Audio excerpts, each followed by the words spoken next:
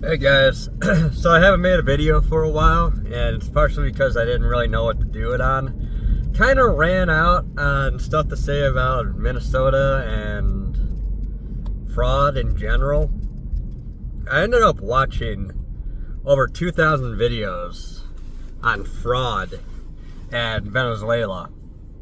So now I'm going back in time again. And before I do that, I'm watching a bunch of Star Wars stuff that I had in my to-watch list for a long time, just to cool down a little bit. And now I got a bunch of stuff from 8 months ago that I put in my watch list, and I couldn't remember why I put it in there instead of just, keeping it in my normal list.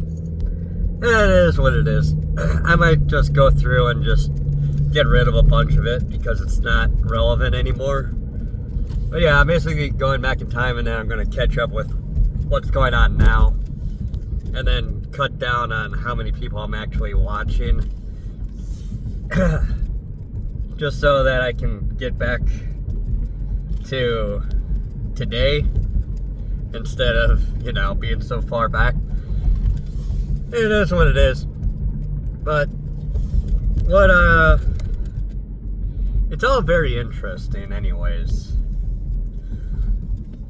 Like, I didn't talk about at all how, Kathleen Kennedy finally got booted from Star Wars.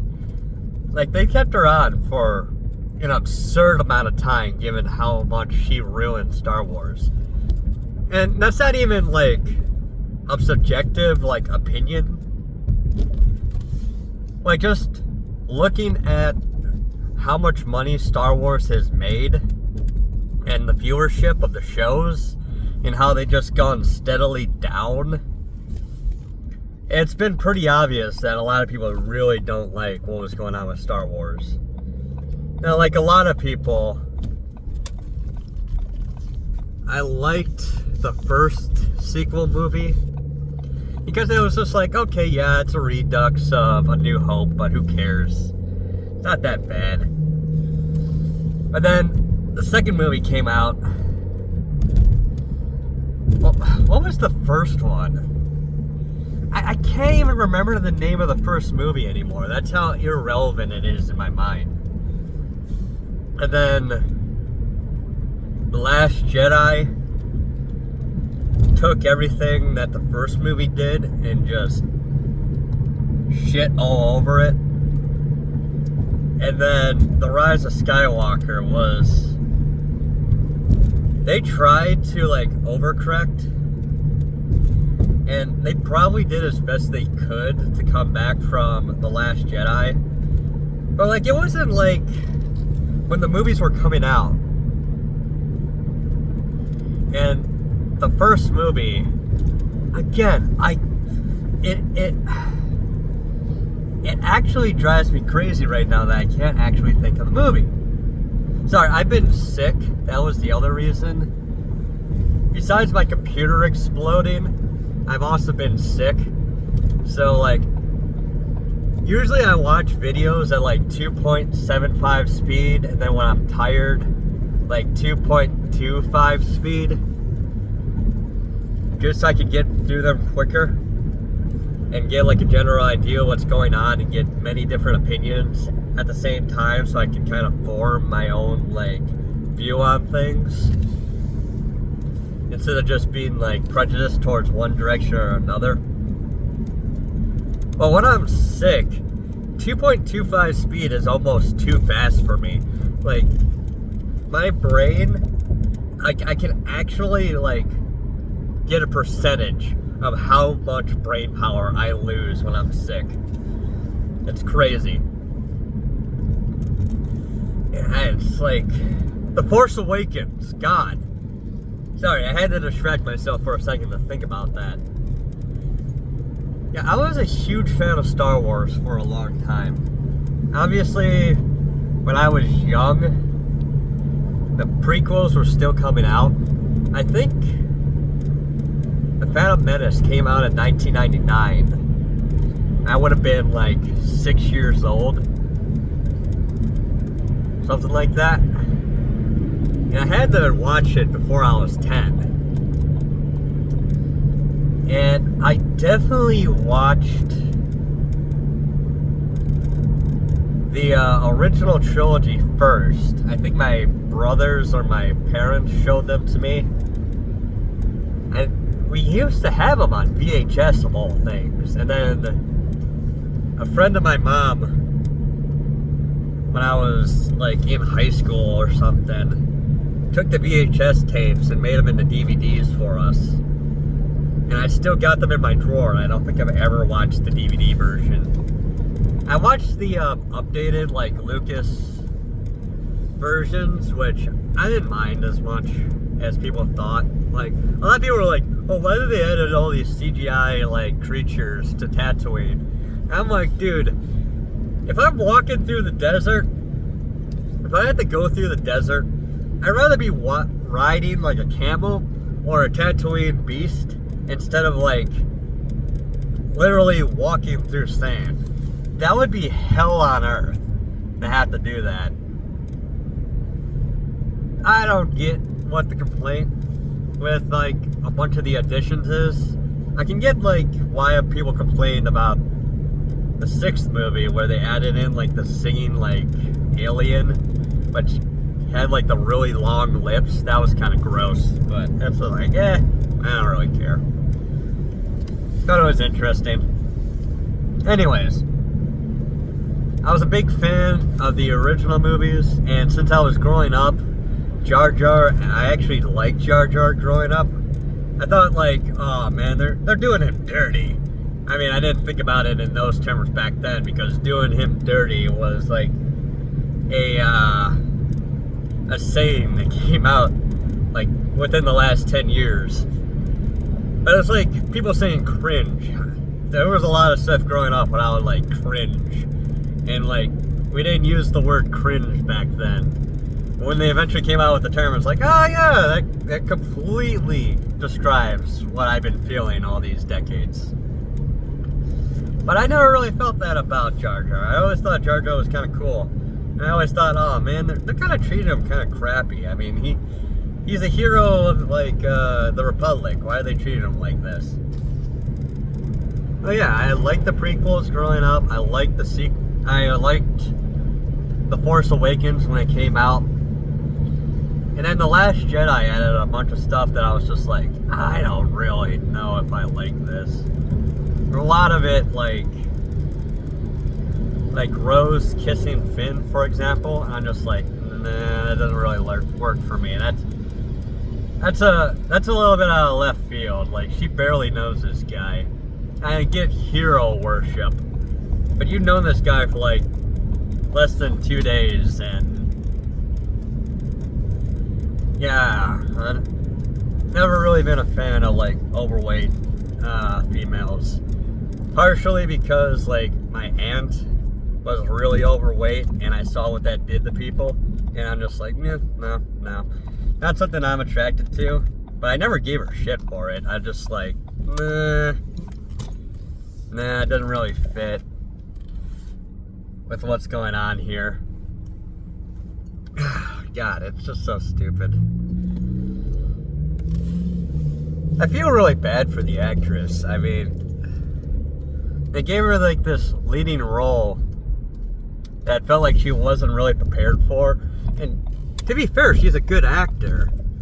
Not conventionally attractive, but it's just like, it's not that big of a deal. But they added in like that romance hero worship thing, and it's just like a lot of people are just like, no, people wanted Finn and Rey.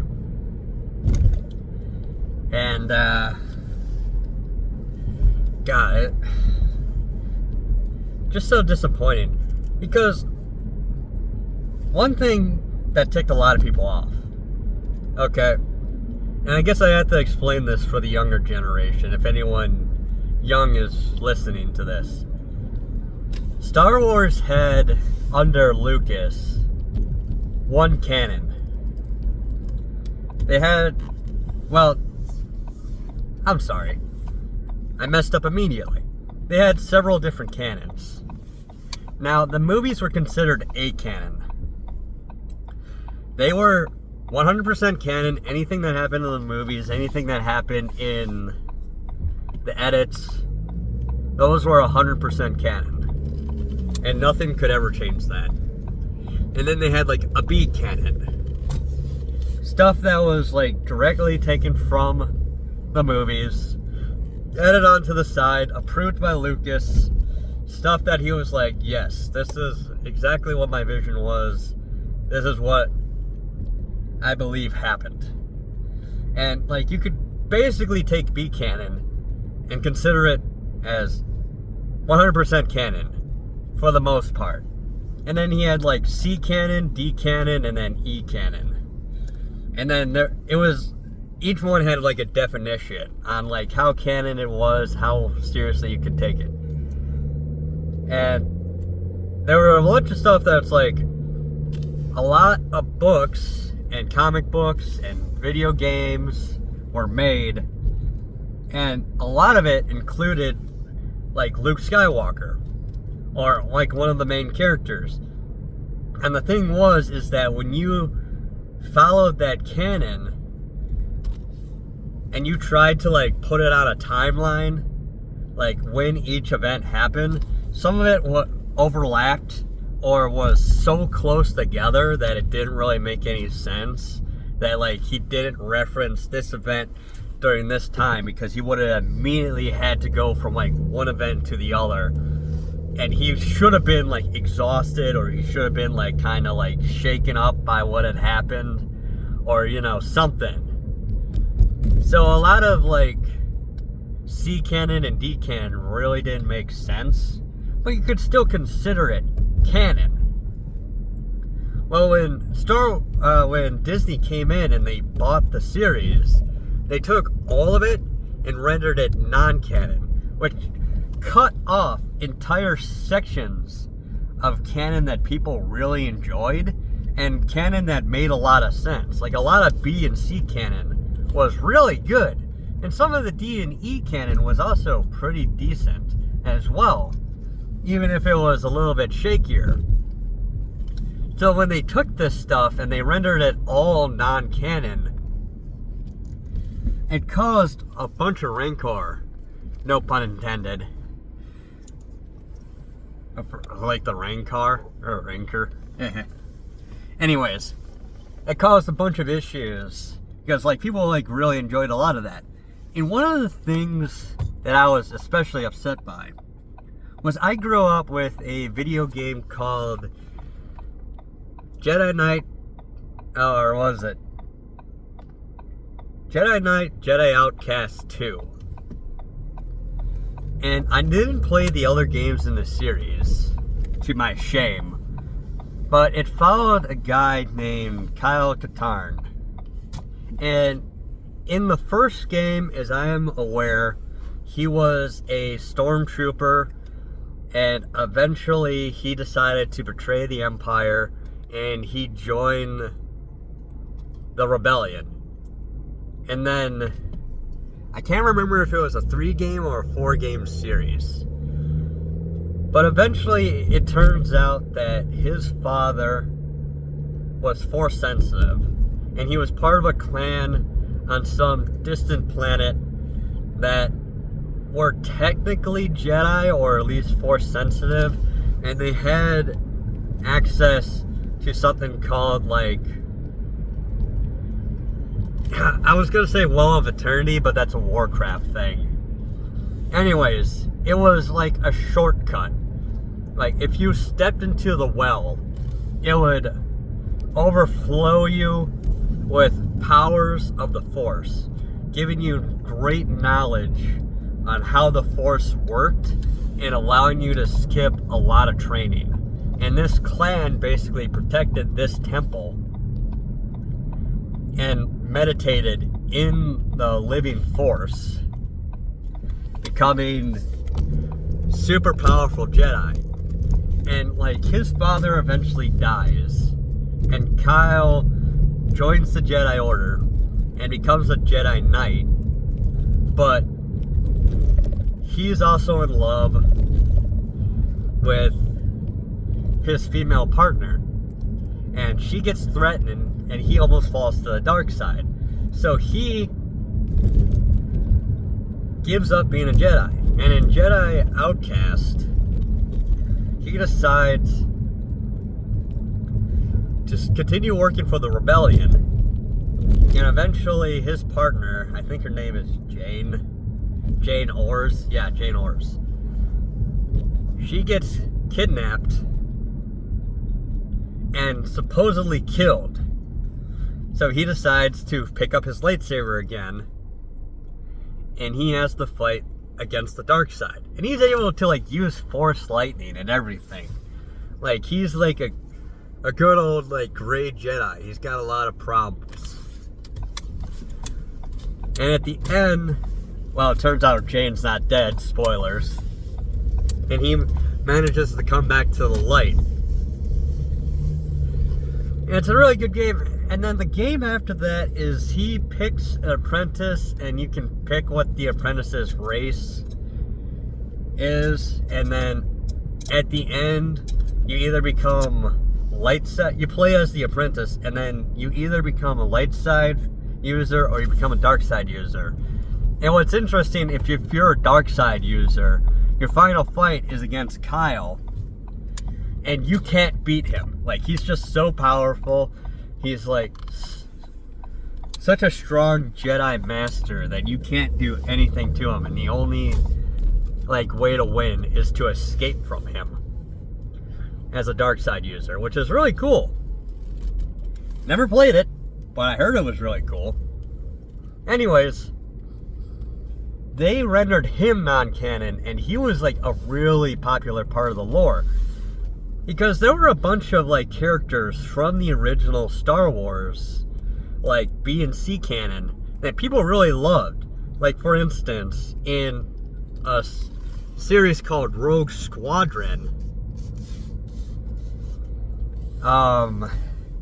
you played as the Y-Wing pilot that survived the Death Star run.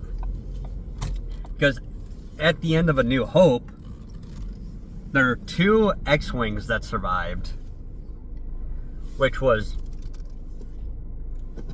Wedge Antilles, Luke Skywalker, and then of course Chewie and Han Solo. And then there's a random Y-Wing pilot. And I mentioned this before, it was kind of ambiguous on whether or not the Y-Wing was a 2-seater or a 1-seater. And the original character there was like, oh, I can't remember his name. Like, Luke Skywalker's original name was going to be Luke Starkiller. And they thought that was a little bit too harsh. So they changed his name to Skywalker, and then they gave the Starkiller a name to the Force Unleashed character. And then they gave, like, Big Starklighter his name. And then I forget what they called the Y-Wing pilot, but the Y-Wing pilot eventually became the main character of Rogue Squadron, where you flew around in space, and it was the first like 3D like fighter pilot game that Star Wars did. And only like Battlefront 2 would do like it any better.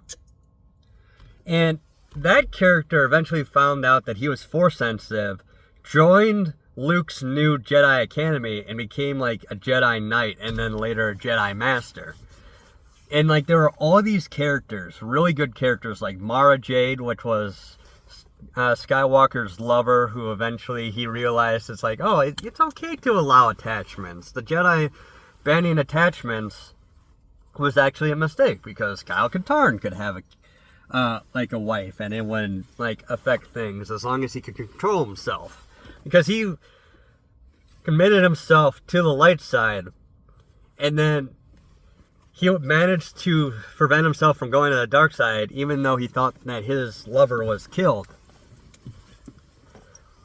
Well, anyways, they had all these characters, and then they rendered them all non-canon. A lot of really popular characters. And then Finn was supposed to be like Kyle Katarn's replacement because it was a stormtrooper who betrayed the enemy and then eventually became a Jedi. And it was very clear that in the third movie, The Rise of Skywalker, that Finn was trying to tell Rey that, hey, I'm force sensitive. I think I could be a Jedi. I need training. And he just could not get it out throughout the entire movie. And it was very clear from the first movie that when he picked up Anakin, aka Luke's saber, that he was force sensitive because he used that thing really well for what it was worth. And it's just like they threw it all out the window and completely ruined Finn's character. So even if you were a fan of the original like B and C canon, you were upset because they got rid of all these really awesome characters and completely destroyed Luke's Jedi Academy and everything that had been going on in like the games and the comics and the books. Like decades of material they just threw all out the window. And then they replaced it with like a simulacrum of what the old stuff used to be. And then they threw that out the window too. And everyone was like, what the hell? If he's supposed to be the replacement from Kyle Katarn, make him into a Jedi. What are you doing? At least that was my opinion. And a lot of people were really upset about that. It's like, why is he not a Jedi? He should be a Jedi by now. Like, he should be a Padawan by the end of the movie. And like, even, like, the actor was really pissed about it. And then he blamed it on, like, white supremacy. And everyone was like, okay, now you're just an idiot. Because Disney is woke as hell. Like, there are no... Like, yeah, you're being treated racist. Like, you're being treated poorly by a bunch of people who are Democrats. Or who support, like... the Democrat, like the liberal side of things, and then you're blaming the right wing for it. It's like, no, like the right wing didn't rate your character to be ass, dude. Oh my god. Anyways, I'm going back over a bunch of like Star Wars videos, and like a bunch of people like talking about like, man, it could have been so good. It's a shame of what happened to it, and it's really sad. It really is sad. I can't believe they got rid of Darth Talon for all of this. If you're not aware, in George Lucas's like sequel trilogy that he was going to make, if he had not gotten too old to like direct anymore, he was going to have Darth Maul survive. And Darth Maul would take on a Twi'lek, a red Twi'lek of all things, as his apprentice, and that would be Darth Talon. And she was supposed to be like a really fan servicey kind of character. And eventually Darth Maul would be overthrown and Darth Talon would end up with like another like group of Sith. Like a group of Sith. And they would come together as a big group. And then I think eventually she was either killed or turned to the light, or she had like a redemption at the very end. I can't remember. But then they decided to kill Maul off in the Star Wars Rebels series. Which, to be fair, that scene where Maul dies in Rebels, really good. A lot of good references there. A lot of good stuff. Thing is, Maul could have come back from that too, because if he had been found by the Night Sisters, the Night Sisters could actually bring him back to life, in theory. Because he was so powerful in the Force, and they had the ability to raise the dead. So it would make sense to then make the sequel trilogy with Darth Maul as the main villain. Because he would have survived the Clone Wars, and then he would have survived the fall of the Empire, and then he would be able to fill in the power vacuum, and then be the main villain. But they didn't do that. Instead, they did Snoke, and then they killed Snoke off, and then they had to do Sidious again. Which, to be fair, in the comic book, Sidious did come back to life for the same reasons. They used cloning technology. Except in the books and in the comics, they explain step by step on how he came back and how difficult it was and how, like, it was so, they explained how it happened. In the films, they're just like, oh yeah, he returned. We don't know how. Everyone was like, anyone who didn't know the comic books were just like, well, that's stupid. And the comic books were rendered non-canon anyway, so you couldn't use the comic books to explain how he came back. So they got rid of the reasoning on how he comes back to replace him with him coming back, but without explaining it this time. A lot of people were pissed. A lot of people were like, this doesn't make any sense. Anyways, talking about old Star Wars drama, I'm going to leave it there. I actually got to go, so I'll see you guys. Bye.